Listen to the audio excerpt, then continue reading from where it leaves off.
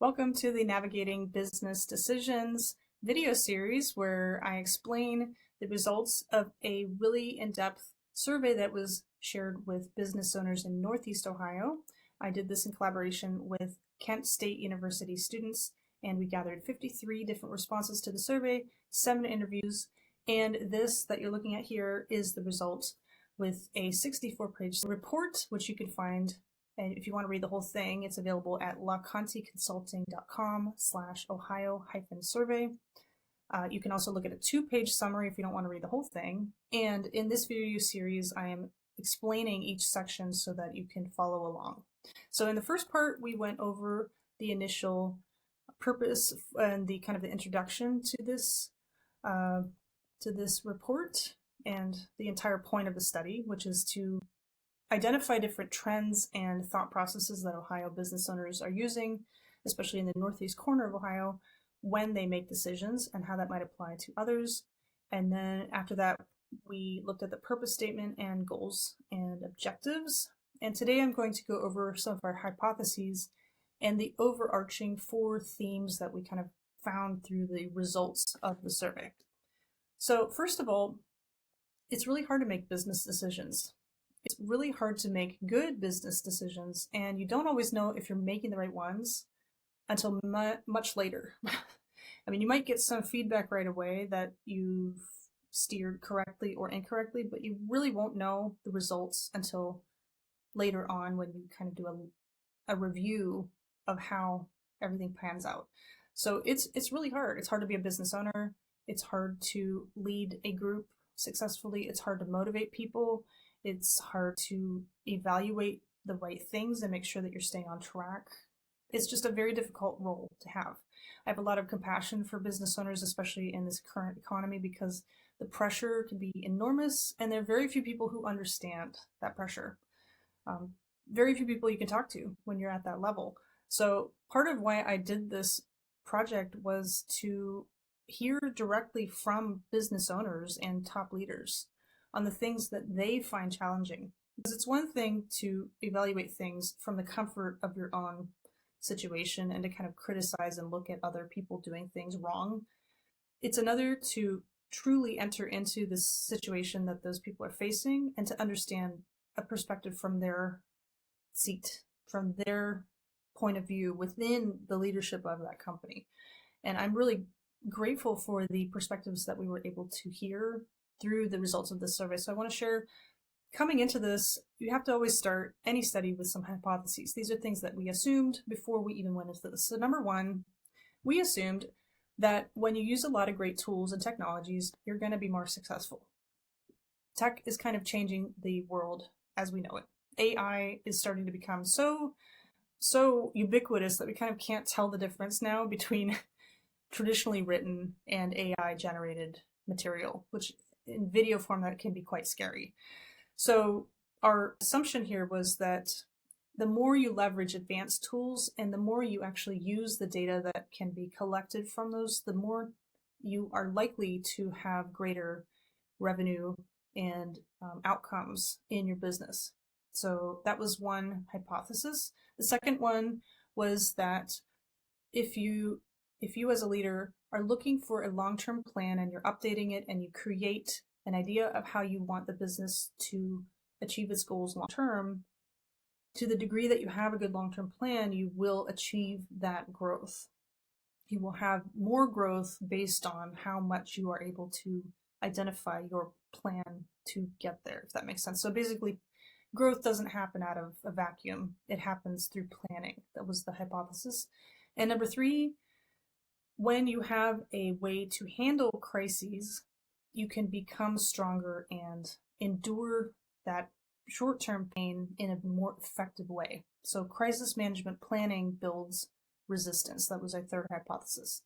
And we just surmised that companies that have some sort of crisis management path that they can go to when there is a problem that comes out of the blue, if they've thought through it already and they kind of have an idea of how to navigate it, they're going to be more likely to overcome and have an even stronger result than companies who don't have that kind of plan. So those were our 3 hypotheses, that if you have advanced decision-making tools, you'll have more success, that long-term planning will fuel growth, and that crisis management plans build resilience. So here are the 4 insights that we kind of gathered as we looked back. This is kind of the summary of the entirety of the study, and we'll get into a lot more detail in future videos. But generally, we found some really interesting trends. And some of these may be surprising to you, but most of them probably are pretty obvious. And yet, it's one thing to make assumptions, it's another to actually have the data to prove it. So again, this was 53 different business owners and leaders of organizations in Northeast Ohio who were very honest and upfront about the things that they're challenged with, the things that they're currently doing to adapt and to make better choices, and then the technologies they're using, all sorts of details about their businesses. I was really grateful for the amount of detail that was offered in this survey results. So the themes that we found were, first of all, 64% of everybody who took the survey said that they very strongly use gut feelings or intuition to make very important decisions. So even though there are tools available, they tend to use their gut feeling first, or that is one of the most important things that business owners, the vast majority of business owners that we surveyed, prefer to use that, maybe in conjunction with other tools, but that is a very important part of how they make decisions. So we also found that 60% of people might use spreadsheets or other manual tools, and less than 30% are using advanced analytics tools. So 51% use some sort of business analytics tools, like they may not know how to use them fully, but they do have them in place. And 36% of respondents have used the SWOT diagram, which I have an image here. You may not be able to see it. You can download it on my website and also from the report. So a SWOT diagram is identifying the strengths, weaknesses, opportunities, and threats in a business. And there's several ways to do this in an even more thorough way to get even more value from it. But really great tool, very easy to use. Only a third of our respondents use it. Some of them may not even know what it is. I've actually talked to a lot of owners who've never heard of the SWOT analysis, basically because they've never been taught, or they may not have ever had a reason to use different tools like this. Some of these tools are useful in certain situations to make better choices, and some of them are optional, but I find that the more knowledgeable you are about what options are out there to make better choices, the more informed you can be about evaluating whether something is a good thing or not for your business. So we also found, and we're going to get into this in a lot more detail later, but most leaders are not really asking their employees or other primary stakeholders for input when it comes to making essential decisions. So this was a really interesting theme that came throughout the information in our survey. Again, this was a very broad amount of industries, very broad number of, I think it was it was not just one type of company. There were a lot of variations in the size, the number of employees, the revenue levels. We went all the way from under $1 million a year to over $30 million a year, anywhere from under 5 employees to over 200 employees. There was so much different variation, and yet none of the respondents answered specifically that they include employees in the process of making strategic decisions. And from my personal experience, I don't think that's unusual, because most employees are not thought of as primarily strategic material, if you think about it.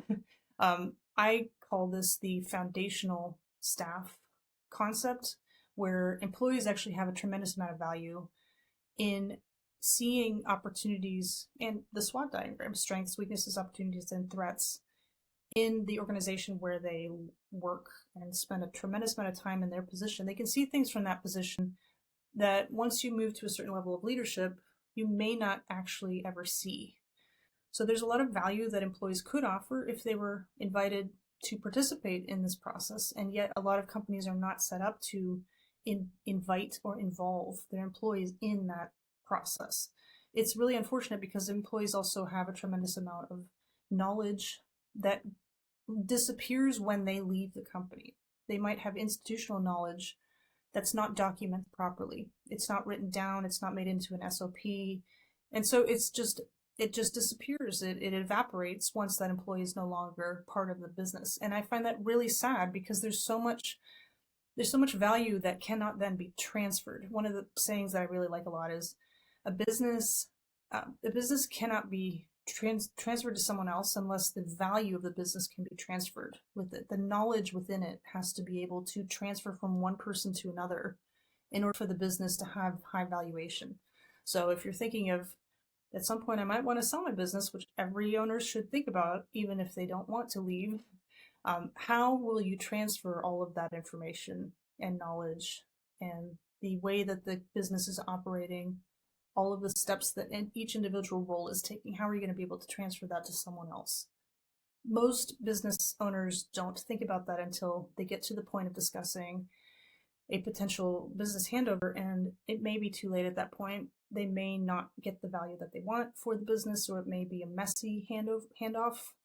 I've seen a lot of really unfortunate deteriorations of companies because of that process not going well. So let's get into point 2 of the takeaways. We found that a lot of challenges come from talent retention. 62% of everybody in the survey responded that they are heavily, the decision making really depends on having good talent. And what's one of the biggest challenges? So they may overlook the potential for innovation and growth. That was kind of a theme that came up through some of the answers, that maybe they should spend more time prioritizing that. But it's kind of hindsight's 2020. 35% of people that we responded to, so about a third, have a formal leadership development plan in place. So 2/3 of companies don't have a way for leaders to move up into additional levels of leadership, or for non-management employees to move into management. So again, we have a pretty wide swath of types of companies that we surveyed, and some of those may not be big enough to need this, but still the fact that it doesn't exist for 2/3 of all the respondents is pretty significant. We also found that decision-making most of the time is at the very top of the organization. Not a surprise, but boards, private equity firms, advisors, sales teams are really not considered very much, if at all, in decision-making. And we also found, like I said, employees did not even get included at all in this question. So no one in our respondents acknowledged that employees are an integral part of the decision-making process when it comes to strategic decisions, which is unfortunate because I think employees, like I said, they have a lot to offer. They do have value, and I think there is a sense that they are not appreciated if their perspective on how the business could improve is not included when leaders make these huge changes. So that can actually affect engagement and even drive people away, unfortunately. So businesses that where the company values are integrated and employees actually align with those values are 30% more likely to have a higher retention rate. They have a 30% higher retention rate. So there's a lot more cohesion that happens when employees align with the values of the company. And also when you provide leadership training and prioritize that, 20% higher likelihood of navigating a crisis successfully. So basically, the more training and the more prepared leaders are in general, the more likely that even without an actual crisis management plan, they're able to handle that more effectively. Again, not rocket science, but it does kind of make sense when you see it, right? So the third point was we have some gaps in succession and scenario planning. So 34% of our respondents have an actual formal succession plan of who's going to take over if something happens to the top leaders. 19% use scenario planning. So like if a tornado comes through and rips half of your building apart, what would you do to rebuild? If there's a catastrophe like an ice storm or the electric goes out, how are you going to continue operating? Are there other ways that you can move things off site? If certain key individuals are not available, who would take over, cross training, that kind of thing. So scenario planning is really helpful. And 23% of respondents don't have any crisis management strategy in place. Of the ones who do, so 3/4 of companies do have some sort of crisis management strategy, but how often are they reviewing it? How thorough is it? Is it written on the back of a napkin? Is it something that a consultant came in and did, or is it actually like part of the culture of the company, of everybody knows what to do in case an emergency happens? Okay, so then we have, as we reviewed, long-term planning is generally done from the top. Leadership makes a lot of sense. 34% of respondents also include their financial teams, 32% include their operations teams. Only 2% of the companies we surveyed include pretty much everybody. 2% use a collaborative, team-based approach to planning for the business long term.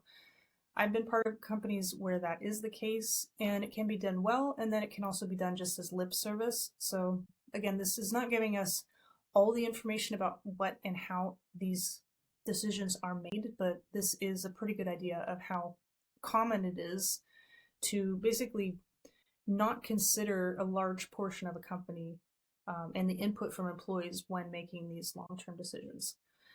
4% of companies we surveyed have no long-term planning process whatsoever, and so that could put them at risk. Okay, and then 23%, about a quarter of companies don't have a crisis management strategy. So when they're looking at a crisis, when it comes to their key client has decided to go elsewhere to a competitor, how is that going to affect your day-to-day? Is that going to completely crash the company, or is there going to be some way to rev up new business and adapt a little bit? If a large portion of your most essential team decides to quit without warning, how are we going to adapt? There's just so many different things that would be important to have in place in case some of these things occur. So a few things that I thought were really helpful and common in the companies that I work with is managing debt carefully is very important to 74% of these respondents, which is excellent. Building cash reserves is important to 68%, and half of the companies want to reduce operational costs, 60%, and diversify revenue streams. So more than half of companies prioritize diversifying the revenue, reducing their overall costs, and then building up cash reserves, and especially managing their debt carefully. I'm very supportive of all of those things. And I think that is a good sign that, especially in Northeast Ohio, business owners are making really good financial decisions overall, at least self-reporting. And that those 4 things also will help to create more stability when unexpected challenges come. So the 4th area for the results in our executive summary here is overlooked growth opportunities. We did find through the results in the survey that there are quite a lot of things that are not necessarily viewed as potential ways to improve the business's current situation that may be useful but aren't being adequately thought through, perhaps, such as assets that are underutilized, maybe not having clear goals, or ignoring or neglecting certain segments of customer base that is ripe for the picking but just not thought through fully, and maybe not strategized well. And again, all 3 of these things would be tremendous areas of input from employees or from middle management. Assets that are underutilized. I mean, there could be someone in your company who, if they were invited to have these conversations and the information were able to be collected and moved up through to the top leadership level, there are a lot of underutilized assets that might finally be identified because of that discussion, or more clarity on goals specific to how employees are viewing the goals for the company. If that's not clear to them, then it's one thing to have I call it the corporate ladder bias. When you move up to a level of leadership, you tend to forget what it's like at the bottom, and you tend to not listen as much to people below that level because you're so focused on the group that your peers are in. Once you reach that level of leadership, I've been through it, I've seen it happen a lot. It's just human nature, but that means that we're missing all of the perspectives of people beneath that level who may have so much to share. So when it comes to gathering as much information as possible to make good decisions, I think it's really important to consider the input of individuals who may not have the training, the knowledge, the position, the expertise, but still have a valid perspective in how the company can make these adjustments. Certainly, they could also suggest customer segments that were previously ignored or just not ever thought of by the sales team. So strategic decisions often prioritize long-term revenue growth over operational efficiency, unfortunately. And this can lead to several challenges like cash flow management issues. 64% of respondents said they have that consideration. And also economic uncertainty. 45% of people are concerned about the economy just kind of like taking a nosedive and affecting their ability to stay solvent.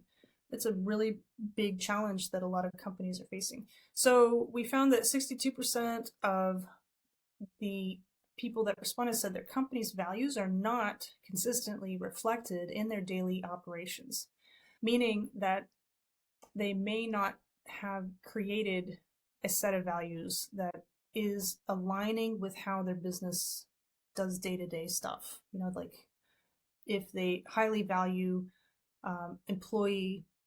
employees, but they have a huge amount of turnover and a lot of infighting, those two things are not in congruence. If they highly value customer relationships, but they have lost several key customers, or the customers are complaining quite a bit, or there's a lot of tension, that may not be in alignment. So 60% of respondents said there's at least some inconsistency in their company's values or their personal values as owners and how their company is operating. And then, so the final part is when you integrate those core beliefs and your company culture into the decision-making process, that can lead to more engagement, more customer loyalty, even more consistent revenue, more creative ways and innovative ways to increase the revenue streams. I mean, there's just so many things that can happen when you integrate those two things. So basically having a consistent set of values that is the same as what you do day to day in the business.